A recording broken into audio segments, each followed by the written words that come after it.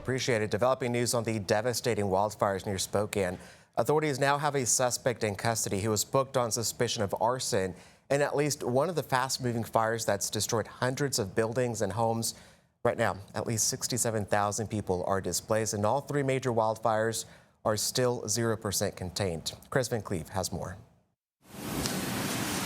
Firefighters trying to stop the spread of three dangerous wildfires near Spokane, Washington, are feeling the heat, and so are residents. The extreme conditions leaving little time for some 67,000 people to evacuate their homes this weekend.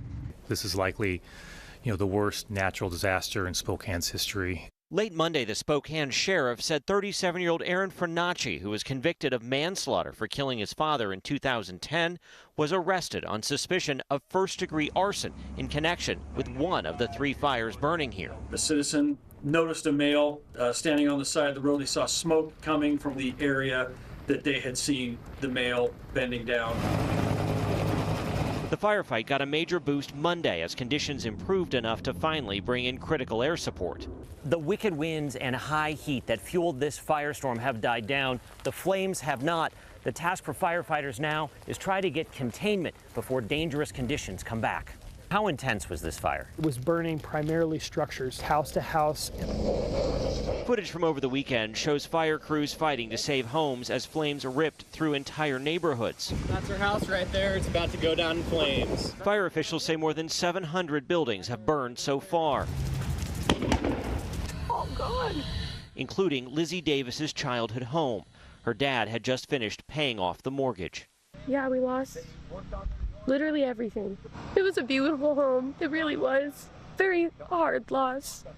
State officials warn the coming days will be difficult as crews try to get a handle on the flames and residents start to return home. That's a war zone when you finally get in there and you finally look at the devastation and the damage. Chris Van Cleve, CBS News, Spokane, Washington. And despite that destruction so far, there are no reports of any major injuries or deaths. Crews will be focused today on trying to gain some level of containment in these fires while the weather remains favorable.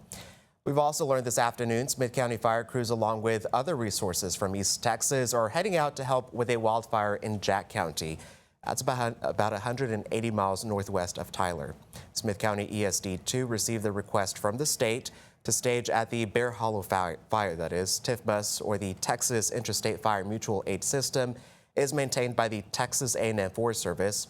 Smith County ESD2 is sending 3 crew members as part of a strike team 184 that also includes firefighters from Longview, Lufkin, Texarkana, and Nacogdoches.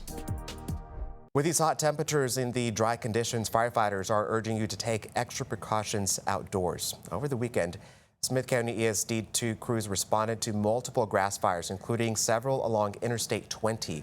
Firefighters say things like parking your hot engine on grass or even throwing out burning cigarette butts can start a grass fire. Welding, grinding, cutting, those kinds of things that might create a spark. Really looking at your tires on a trailer, trailer chains on a trailer. All of those could really create a spark or an ignition that's all it needs.